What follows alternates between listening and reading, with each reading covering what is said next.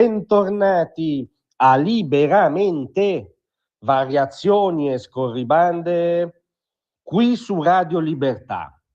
Allora, il titolo medio sui giornali di oggi relativamente agli ultimi sviluppi della vicenda, diciamo banalmente nota come Famiglia nel Bosco, suonano più o meno il contrattacco dei magistrati, magistrati al contrattacco. Insomma, questo è il clima narrativo di stamattina e dà già l'idea di come questa vicenda sia affrontata in modo fuori fuoco, cioè come se una questione che è diventata anche giudiziaria, che riguarda il futuro di 3 bambini e il rapporto coi loro genitori, la permanenza o meno coi loro genitori e, come dire, l'intangibilità o meno di un nucleo familiare, è diventata una questione di attacco, contrattacco, quindi di curve, di tifoserie reciproche, e il cosiddetto contrattacco dei magistrati sicuramente non aiuta a rifocalizzare il tema, che sono quei 3 bambini in carne e ossa separati da un atto dell'autorità pubblica dai genitori. Quello è il dramma in corso e che deve avere delle giustificazioni, come dire, clamorose, fuori da ogni ragionevole dubbio. Invece l'ultima notizia è che Cecilia Angrisano, presidente del Tribunale per i minorenni dell'Aquila, e David Mancini, procuratore della Repubblica, hanno appunto emesso un lungo articolato comunicato stampa stigmatizzando il, virgolette, clamore mediatico suscitato da recenti vicende giudiziarie, tuttora in fase istruttoria, da più parti commentate anche con toni aggressivi e non continenti. Scusate, fatto salvo che ovviamente non bisogna cadere nell'insulto o peggio nella diffamazione, ma i procedimenti della magistratura in una democrazia liberale sono suscettibili di critica, sono suscettibili anche di critica forte, convinta, diciamo, che rientra nel libero dibattito dell'agorà di una società libera, altrimenti siamo in altri contesti. Capisco che ultimamente l'Iran degli Ayatollah, per esempio, tiri molto presso le anime belle, ma siamo in altri contesti se non si possono criticare le iniziative della magistratura in questo paese. Farei altresì notare che è definibile come un'iniziativa abbastanza aggressiva quella di togliere i bambini a una famiglia. In tema di diritto minorile l'iniziativa in senso tecnico più aggressiva che puoi compiere. Le domande qui si moltiplicano, cioè analoghe iniziative avvengono ogni giorno nei numerosissimi campi rom sparsi nel paese in cui i minori sono in condizioni sicuramente igieniche, scolastiche, di affettività nettamente peggiori rispetto a quelli della famiglia del Bosco? No, lì questa aggressività dell'autorità pubblica, questa presenza incisiva dell'autorità pubblica si nota meno, quindi le domande sono legittime. I 2 togati proseguono dicendo che ogni iniziativa giudiziaria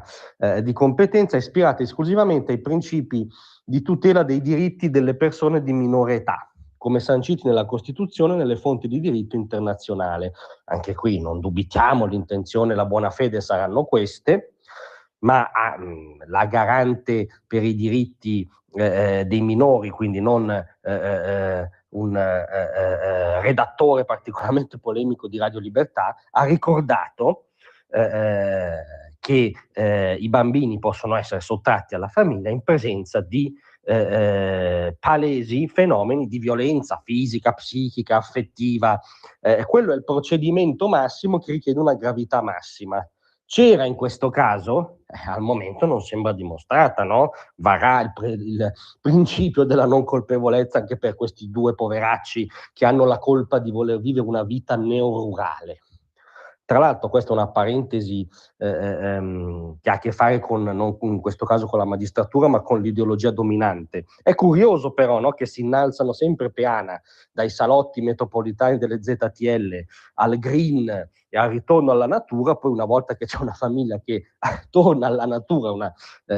cosa che chi vi parla non farebbe neanche per mezz'ora, però questa famiglia lo fa e viene perseguita con tutta la diciamo cogenza della forza dello Stato. Siamo in presenza di un grande cortocircuito, a mio giudizio.